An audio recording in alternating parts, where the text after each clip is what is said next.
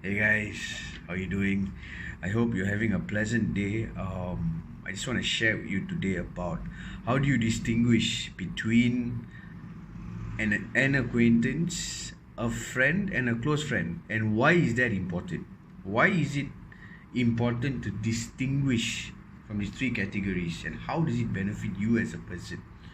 So I just want to start off by saying that an acquaintance is a person who knows slightly about you but is not a friend, neither is he or she a close friend. Okay, so these are people you randomly meet, or let's say they are colleagues or anybody of that sort, but you don't really have a relationship with them, but it's purely professional and probably for a skill or something like that. So that's an acquaintance. A friend is a person that you develop a relationship with, but they do not know you as a person. They don't know what's in your heart. You cannot be vulnerable with them. So there's like kind of a limit there. And of course, thirdly is your close friends. So these are people you allow into your inner circle. They know your heart. They know details about you. You feel that you can be comfortable with them. You can be vulnerable with them, and you can share your, I don't know, your secrets or whatever lah with them. In a nutshell lah, this is how you define these three categories. So now, why is it important to define these categories, or why is it important to distinguish these three different categories?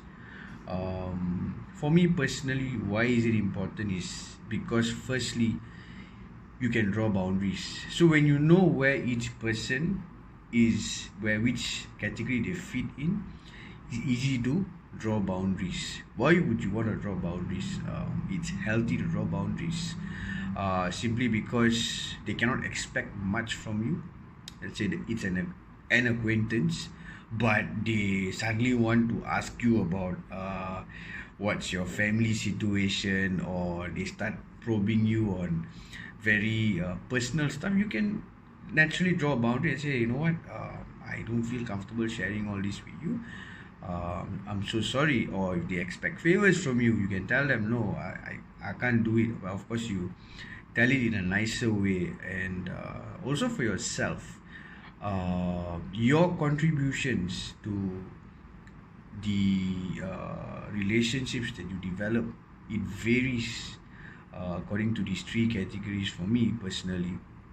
So boundaries are very healthy, and when you learn how to draw boundaries, it keeps you in a place of peace. It keeps you to protect your sanity, and life is good when you know how to distinguish these three categories lah.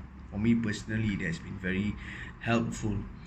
And then the second point is, why is it important to distinguish from these three categories is you're able to manage expectations well.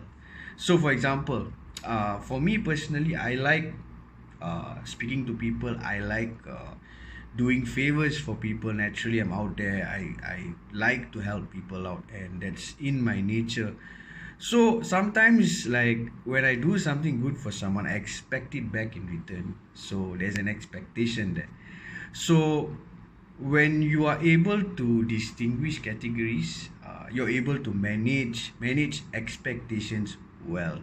So from an acquaintance, let's say you do something good for them or whatever, not, or anything, like anything, it can be any situation. You wouldn't expect anything back in return, because it's a professional relationship. And like mentioned earlier, like probably it's a skill set, or you hiring them, and like you're probably like partnering with each other for business, or something of that sort, and probably contracts involved and all that. So when you do something, naturally you don't expect anything back in return. So and when nothing happens.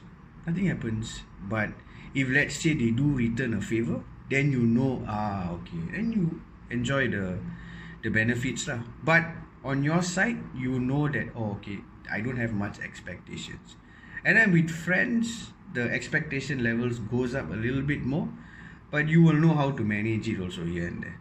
But with close friends, of course, you can be vulnerable with them. You can share your secrets. They are sharing their secrets with you, and it's a two-way relationship all the way. And yeah, I mean, your expectation levels can be, I wouldn't say you can be high and you can expect the whole world from them. No, but of course it is the highest because you know your close friends and they know you, so you can be vulnerable with each other. Yeah. Of course, will there be disappointments? Will you face trouble? Of course. One example I like to quote is the life of Jesus. Like, if you study his life, he had 12 disciples, and he had three disciples which were the closest to him. And for my life, like, I use that as a blueprint. It may work for you, it may not work for you. Yeah, but it's just something that I wanted to share with you. When you're able to distinguish who your acquaintances are, who are your friends, and who are your close friends, firstly, you're able to draw boundaries to keep you in a place of a healthy place, a peaceful place, so that you don't get disappointed and stuff like that. And number two is your ability to manage expectations. So yeah, guys, I hope that has helped you. Yeah, and please share your thoughts, your comments, and let's discuss this because I want to learn from you as well. So do share your opinions with me. Drop me a DM or anything of that sort, or drop a comment. Yeah. Have a great day, guys. Take care.